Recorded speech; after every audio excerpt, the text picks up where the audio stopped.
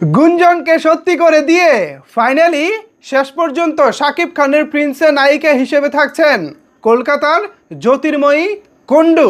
কে এই জ্যোতির্ময়ী কুণ্ডু? তিনি কেমন অভিনয় করেন, কেমন হতে চলেছে শাকিব খানের নতুন নায়িকা হিসেবে তার পথ চলা, বিস্তারিত আলোচনা করব আজকের এই ভিডিওতে। আপনাদের সাথে রয়েছি আমি ওয়াসিম। ভিউয়ার্স, জ্যোতির্ময়ী কুণ্ডু তিনি মূলত একজন টিভি মিডিয়ার অভিনেত্রী। এ কথা শুনে অনেকেই বলতে পারেন শাকিব খান কি শুধু টিভি মিডিয়ার অভিনেত্রীদের দিকেই তাকায়? এর আগে ইদিকা পালের সঙ্গে কাজ করেছেন, সামনে জ্যোতির্ময়ী কুণ্ডু, ঘটনা কি? আসলে শাকিব খানের তো এখানে কিছু করার নাই। এখানে মূলত প্রযোজক পরিচালক যাকে তার গল্পের ডিমান্ড অনুযায়ী সঠিক মনে করেন তারাই কিন্তু তাকে নির্বাচন করে থাকেন।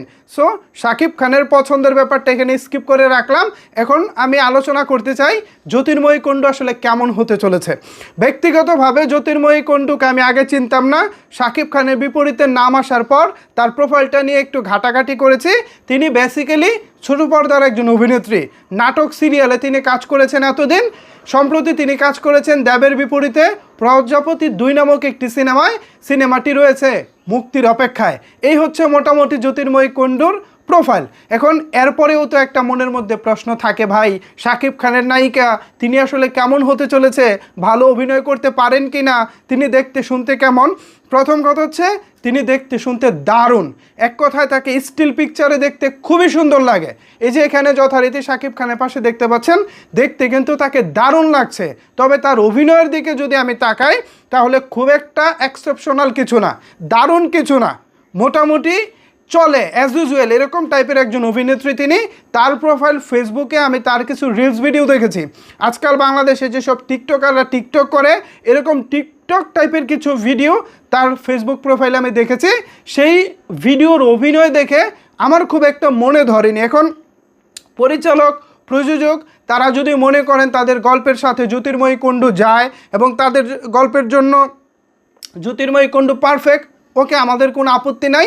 সবচেয়ে বড় কথা হচ্ছে শাকিব খানের বিপরীতে আমরা নতুন নায়িকা পাচ্ছি। এটা হচ্ছে আমাদের জন্য সবচেয়ে ভালো লাগার খবর। তিনি কেমন করবেন, ভালো না মন্দ, সেটা আমরা প্রিন্স রিলিজের পর বুঝতে পারবো।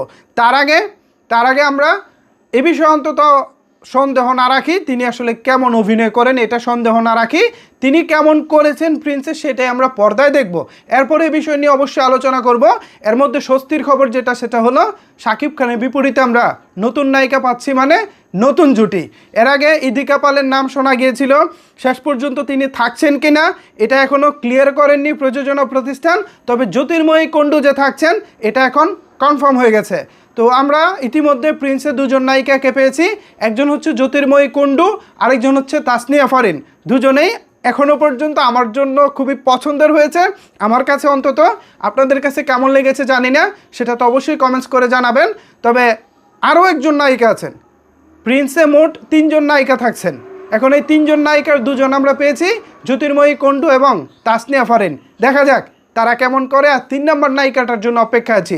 সো ভিউয়ার্স, ফাইনাল হয়ে গেল জ্যোতির্ময়ী কুণ্ডু। তাকে কেমন লাগছে, তাকে কেমন লাগবে আপনাদের কাছে, কিংবা এই নায়িকাকে নিয়ে আপনারা কি ভাবছেন জানাতে পারেন আপনার মতামত নিচের কমেন্টস বক্সে। ধন্যবাদ সবাইকে এতক্ষণ আমার সাথে থাকার জন্য।